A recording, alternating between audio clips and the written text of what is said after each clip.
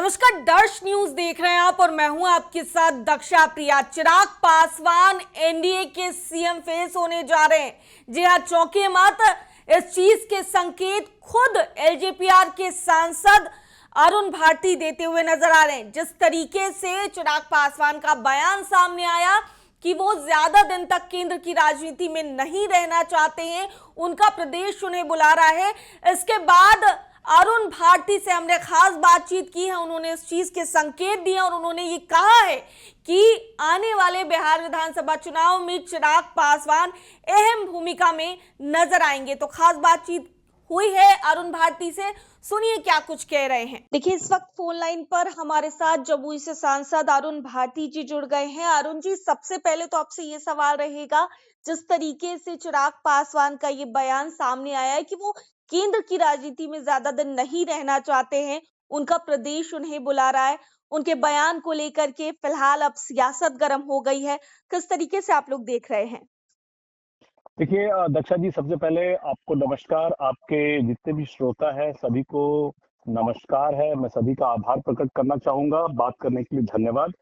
आप याद कीजिए, हमारी पार्टी के संस्थापक स्वर्गीय रामविलास पासवान जी की जो पूरी राजनीति थी वो केंद्र आधारित राजनीति थी। जी लेकिन चिराग पासवान जी जब सांसद बने थे 2014 से लेकर के 2019 तक, जी तब लगातार बिहार में काम करने के बाद उनको ये महसूस हुआ कि हमारी पूरी राजनीति का जो केंद्र है वो बिहार है। जी और तभी से उन्होंने ये समझ को विकसित कर लिया था कि राजनीति में आगे जाने के लिए वो बिहार को ही अपना आधार बनाएंगे। और इसीलिए 2019 में जब लगातार बिहार घूमने के बाद उन्होंने जब बिहार फर्स्ट, बिहारी फर्स्ट, बिहार राज्य को कैसे एक विकास की राह पर आगे ले जाया जाए, इसमें जितनी भी समस्याएं हैं उसको कैसे सुलझाया जाए, उसका समाधान क्या हो, उसको लेकर के उन्होंने बिहार फर्स्ट, बिहारी फर्स्ट का विजन दिया था। इनफैक्ट जब उनके ऊपर समस्याएं आई थी, जब पार्टी टूटा था, परिवार टूटी थी, और लगातार बिहार में घूम करके हर गली, हर नुक्कड़, हर जिला, हर गांव, हर शहर, सब जगह जा करके जब लोगों से मिले, उनकी समस्याओं से रूबरू हुए, उनकी चिंताओं को, आकांक्षाओं को जाना, तो एक स्पेशल कनेक्ट डेवलप हुआ उनके बिहार के लोगों के साथ और पूरे बिहार के साथ। इसीलिए आज भी चिराग पासवान जी कहीं भी जाते हैं तो वो किसी जाति के, किसी जमात के नहीं, पूरे बिहार के नेता कहलाते हैं। सब लोग उनसे जुड़ना चाहते हैं।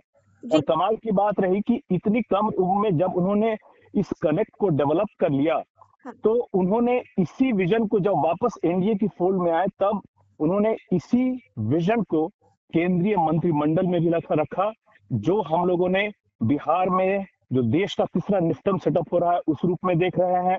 मखाना बोर्ड जो आ रहा है, जो स्टैब्लिश होगा, पूरे मखाना उद्योग को व्यवस्थित करेगा, उसको देख रहे हैं। या उसके अलावा बिहार में अभी उन्होंने इन्वेस्टर्स मीट किया था अपने मंत्रालय के द्वारा, जहां पे 2000 करोड़ का इन्वेस्टमेंट और 4000 नौकरियां आने का है, वो सारा उन्होंने किया। तो हम लोगों ने Bihar first, Bihari first vision को लगातार इस मंत्रालय के द्वारा धरातल पर उतरते हुए देखा है। लेकिन अब ये सब कुछ जो भी हुआ है वो परोक्ष रूप से हुआ है, इनडायरेक्ट तरीके से हुआ है। और उनको लगता है कि अब सही समय आ गया है जहां पर अब डायरेक्टली इन्वॉल्व होकर के बिहार को कैसे एक विकास की राह पर आगे बढ़ाना है, उस पर काम करना चाहिए। देखिए, अभी तक डबल इंजन की सरकार नीतीश कुमार जी और माननीय प्रधानमंत्री जी के नेतृत्व में बहुत अच्छा काम किया है। लेकिन जिस तेजी से भारत आगे बढ़ रहा है, उसमें बिहार को विकास की एक लंबी छलांग चाहिए। और वो वही नेता प्रदान कर सकता है जिसके पास अगले 20 से 25 सालों के लिए बिहार की राजनीति और उसको विकसित बनाने का विजन हो, जिसमें चिराग पासवान जी ही खरे उतरते हैं। इसके लिए अलावा ऐसा कोई भी युवा नेता नहीं है जो इन मापदंडों पर खरा उतरता हो। मेरा मानना यह है मेरा मानना यह है कि बिहार विधानसभा चुनाव 2025 का जो होगा, वो हम लोग एक कस्ब पे खड़े हैं जहां पे पूरा एक पैराडाइम शिफ्ट होगा और अगले 20 से 25 सालों की राजनीति की दिशा और दशा तय होगी। और ये वही कर सकता है जिसका बिहार के लोगों से 1 to 1 कनेक्ट हो, जो हर गली, नुक्कड़, जिला, हर जगह गया हुआ हो, जो संघर्ष से तप करके निकला हो और तब उसने जिम्मेदारी निभाई हो अपनी, उसके पास विजन हो, उसके पास मिशन हो, ऑब्जेक्टिव हो, और एक स्ट्रैटेजी के साथ उसके पास प्लान हो, इन सारे मापदंडों पर अगर कोई नेता खरा उतरता है तो चिराग पासवान जी ही खरे उतरते हैं। बाकी कोई भी जी, नेता लेकिन ऐसा लेकिन नहीं अरुण दिखता। जी, आपको नहीं लगता है कि चिराग पासवान जी ने जो ये बयान फिलहाल दिया है कि उनका प्रदेश उन्हें बुला रहा है, केंद्र की राजनीति में वो ज्यादा दिन नहीं रहना चाहते, तो एक बड़ी जिम्मेदारी केंद्र की ओर से उनको दी गई है और ऐसे में जो एनडीए के नेता हैं उनकी टेंशन बढ़ा सकता है उनका ये बयान?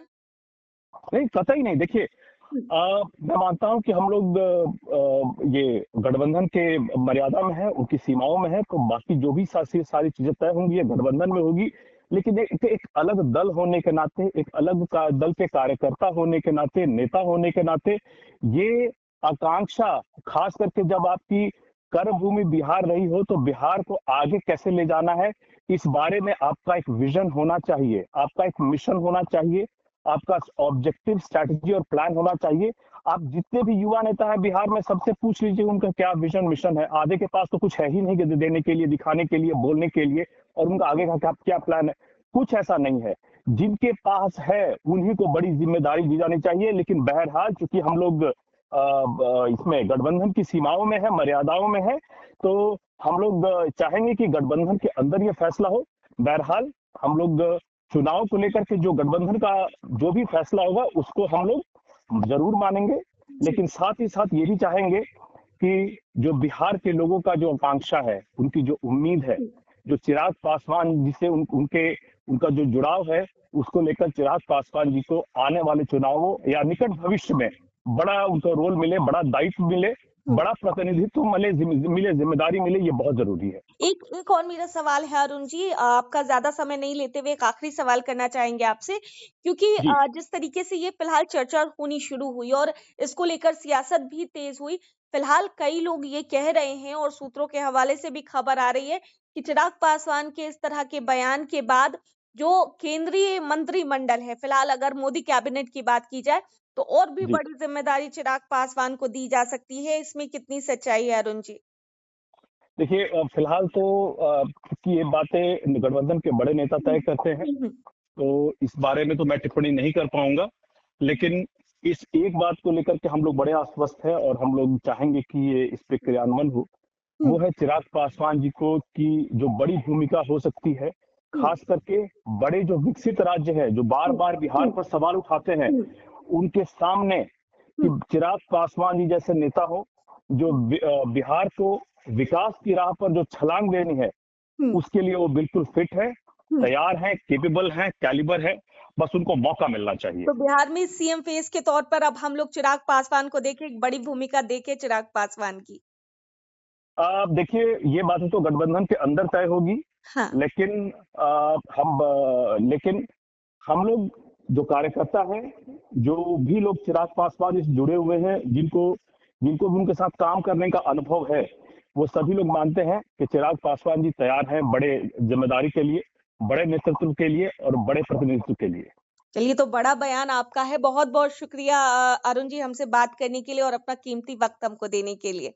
बहुत-बहुत धन्यवाद शुक्रिया। दक्षा जी, धन्यवाद। धन्यवाद। तो सुना आपने किस तरीके से बड़ा बयान देते हुए नजर आ रहे अरुण भारती और चिराग पासवान की अहम भूमिका होने के संकेत देते हुए नजर आ रहे हैं। बिहार में विधानसभा चुनाव इस साल होने हैं और इससे ठीक पहले एलजेपीआर की तरफ से ये बयान सामने आया है और अब ऐसे में देखना होगा कि एनडीए की क्या प्रतिक्रिया इस बयान पर सामने आती है, क्योंकि चिराग पासवान का पहले बयान सामने आया और उसके बाद इस चीज के संकेत अरुण भारती खुद देते नजर आए। उन्होंने कह दिया है कि चिराग पासवान अहम भूमिका में नजर आएंगे। तो खास बातचीत कर रहे थे अरुण भारती से और वो क्या कुछ कहते नजर आए आप सुन रहे थे। दर्श न्यूज में फिलहाल के लिए इतना ही। बने रहिए हमारे साथ देश और दुनिया की तमाम खबरों के लिए। अगर अभी तक आपने हमारे चैनल को सब्सक्राइब नहीं किया है तो हमारे चैनल को सब्सक्राइब कर ले, साथ ही हमारे फेसबुक पेज को लाइक करें और हमें ट्विटर और इंस्टाग्राम पर भी फॉलो करना न भूलें। धन्यवाद।